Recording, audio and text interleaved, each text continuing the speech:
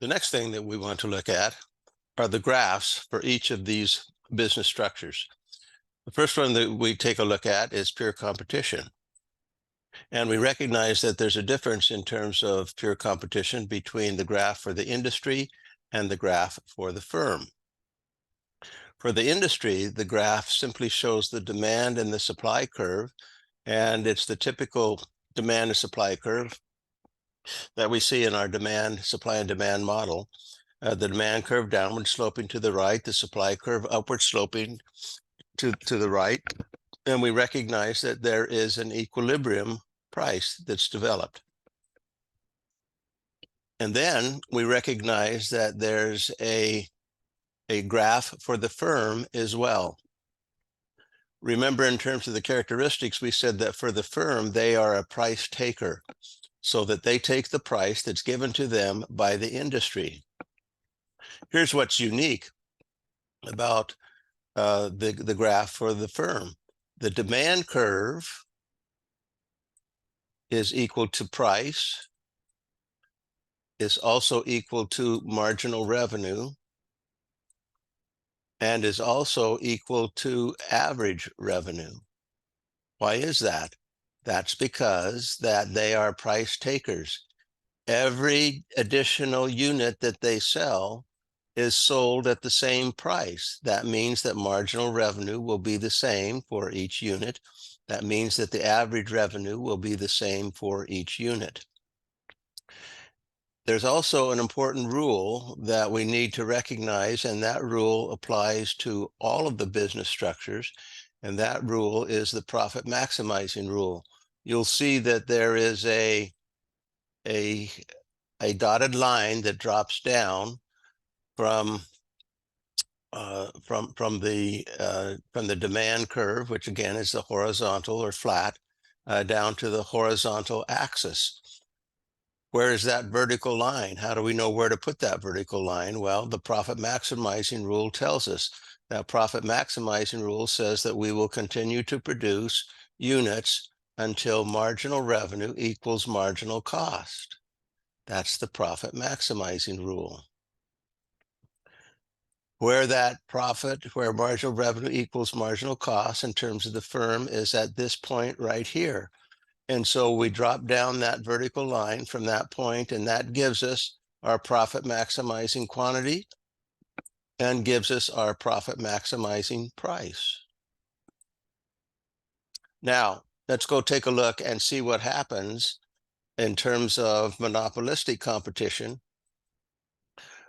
Our next graph on the next line down, monopolistic competition. Now look, something is different. Look at the demand curve. The demand curve is not flat. The demand curve is downward sloping to the right, just like the demand curve for the industry for pure competition. Because the demand curve is downward sloping, that means that each additional unit can only be sold if it's sold at a lower price. That also means that because it has to be sold at a lower price, the marginal revenue curve will be below the demand curve. So look what happens. Demand curve downward sloping to the right, marginal revenue curve is below that demand curve. The marginal cost curves and average total cost curves are going to be also in that graph, just like they were in the graph for pure competition.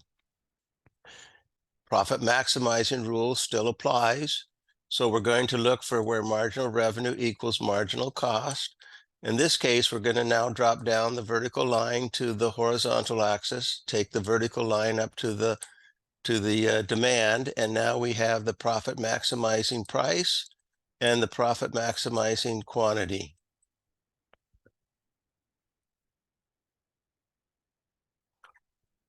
Next graph I want to take a look at is the graph for monopoly, which is very similar to the graph for monopolistic competition. I take a look and I say, my demand curve, downward sloping to the right, marginal revenue curve is going to sit below it. Same profit maximizing rule applies. So I'm going to look for where marginal cost equals marginal revenue, that point right there. I'm going to draw that vertical line up to the demand curve, drop that vertical line down to the horizontal. So now I have my profit maximizing quantity and my profit maximizing price. I'm also going to have my same two curves like I did in pure competition and monopolistic competition. I'm going to have the marginal cost curve and the average total cost curve. Remember, my marginal cost curve looks like the Nike swoosh. And remember, the marginal cost will intersect the average total cost curve at its minimum. One other graph that we want to take a look at, and that is the idea of oligopoly. Oligopoly is imperfect competition, just like monopolistic competition and monopoly. But there's a little bit of a unique look in terms of the demand curve, and that is that the demand curve for oligopoly is likely to be kinked. Why?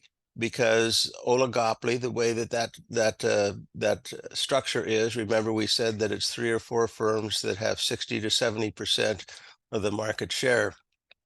So in a sense, they are copycatters.